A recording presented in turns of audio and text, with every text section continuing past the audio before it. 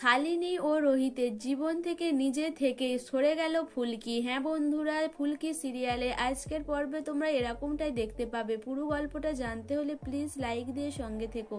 ফুলকি রোহিতের কষ্ট সহ্য করতে পারে না, সে রোহিতের ঘরে যায় খাবার নিয়ে। রোহিতকে বলে যে স্যার আপনি খেয়ে নিন। তখন রোহিত বলে আমার খিদে নেই, তুমি যাও, আমাকে একা থাকতে দাও। তখন ফুলকি বলে যে না স্যার, আপনি না খেলে আমি যাব না। তখন রোহিত বলে যে আমি তো জানি আমি না খেলে তুমি এখান থেকে যাবে না, তার থেকে আমার খেয়ে নেওয়াটাই ভালো। এরপর রোহিত খেয়ে নেয়। ফুলকি বলে যে স্যার আপনার সাথে আমার কথা রয়েছে। এরপর ফুলকি ছুটে গিয়ে শাড়ি, শাখা, সিঁদুর নিয়ে আসে, এনে রোহিতের হাতে দেয়। রোহিত বলে এটা কি? তখন ফুলকি বলে স্যার আপনি তো শালিনী দিদিকে ভালোবাসেন, আর আপনি শালিনী দিদিকেই বিয়ে করুন। এ কথাটা শুনেই রোহিত বলে এসব কি বলছো ফুলকি?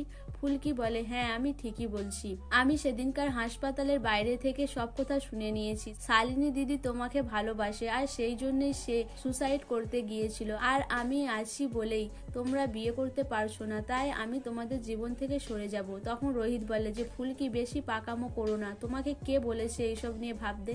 আমি কি বলেছি তুমি প্রেম ভালোবাসা এইসব নিয়ে ভাবো? তুমি তোমার বক্সিংয়ে মন দাও, তুমি ওটা নিয়েই ভাবো, তোমাকে এইসব নিয়ে পাকামো করতে হবে না, তুমি এখন এখান থেকে যাও। এরপর ফুলকি ওখান থেকে চলে যায়। রোহিত বলে ফুলকি এখন মহান হতে চাইছে, সে আমাকে আত্মত্যাগ দেখাচ্ছে, সে ভালো মানুষই করছে, আমি ফুলকির প্রতি কৃতজ্ঞ, তাই আমি কিছু করতে পারছি না। এরপর ফুলকি এই কথাগুলো শুনে নেয়। ফুলকি ভাবে যে তাহলে স্যার আমাকে ভালোবেসে নয়, আমার প্রতি কৃতজ্ঞ বলেই আমাকে এই বাড়ি থেকে চলে যেতে বলতে পারছে না। এরপরে ফুলকি তার জেঠুমণিকে জিজ্ঞাসা করে যে জেঠুমণি কোনটা বড়, কৃতজ্ঞতা না ভালোবাসা? তখন জেঠুমণি বলে যে কৃতজ্ঞতা বড়, কৃতজ্ঞতার জন্য সবকিছু করা যায়, আর ভালোবাসাও বড়, ভালোবাসার জন্য মানুষ মরতে পর্যন্ত পারে। তখন ফুলকি মনে মনে ভাবে যে স্যার তো আমাকে ভালোবাসে না, শালিনী দিদিকে ভালোবাসে, তাহলে তো শালিনী দিদিকেই বিয়ে করা উচিত স্যারের। এরপর ফুলকি ওখান থেকে চলে যায়। ফুলকি তার মা আর দিদিকে বলে যে স্যারের সাথে শালিনী দিদির বিয়ে হোক, আমি এটাই চাই। তখন ফুলকির মা বলে এসব কি বলছিস, তোকে কি এইসব রোহিত বলেছে? তখন রোহিত বলে যে না,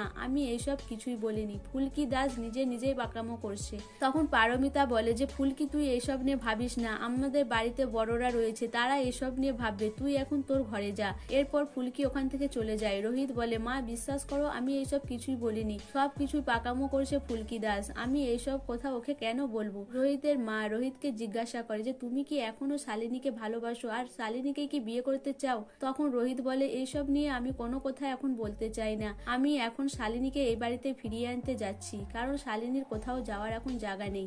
শালিনী সুস্থ হয়ে উঠুক, তারপরেই এইসব বিষয় নিয়ে আলোচনা করা যাবে। এরপরেই রোহিত শালিনীকে আনতে চলে যায়।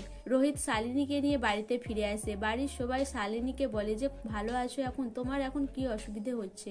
শালিনী বলে আমি আর কিছুই এখন অসুবিধে হচ্ছে না, আমি নিজেকে একটু দুর্বল মনে করছি। তখন রোহিতকে জিজ্ঞাসা করে যে ডাক্তারবাবু শালিনীকে কি মেনটেন করতে বলেছে? তখন রোহিত বলে যে ডাক্তারবাবু সেরকম কিছুই বলেনি, শুধু শালিনীকে একটু বিশ্রাম নিতে বলেছে। সেই সময় রুদ্র বলে শালিনী যাও, তোমার রুমে গিয়ে তুমি বিশ্রাম করো। এরপরে রুদ্রর বোন শালিনীকে নিয়ে রুমে চলে যায়। ফুলকি মনে মনে ভাবে যে স্যারকে আমি এত কষ্ট পেতে দেখতে পারছি না, আমাকেই যাই হোক করতে হবে, আমাকে স্যার আর শালিনী দিদির জীবন থেকে সরে দাঁড়াতে হবে। এরপরে শালিনী রুমে যায়, গিয়ে বলে আমি বাঁচলাম, এতক্ষণ ধরে নাটক করতে আমি আর পারছি না। সো বন্ধুরা, ফুলকি কি শালিনীর চালাকি বুঝতে পারছে না? সে কি সত্যি রোহিত আর শালিনীকে এক করে দিয়ে নিজে সরে যাবে তাদের জীবন থেকে? তোমাদের কি মনে হয় অবশ্যই আমাকে কমেন্ট করে জানাবে। আর আমার ভিডিওটা ভালো লাগলে প্লিজ সাবস্ক্রাইব করে দিও, আর লাইক কমেন্ট শেয়ার করো।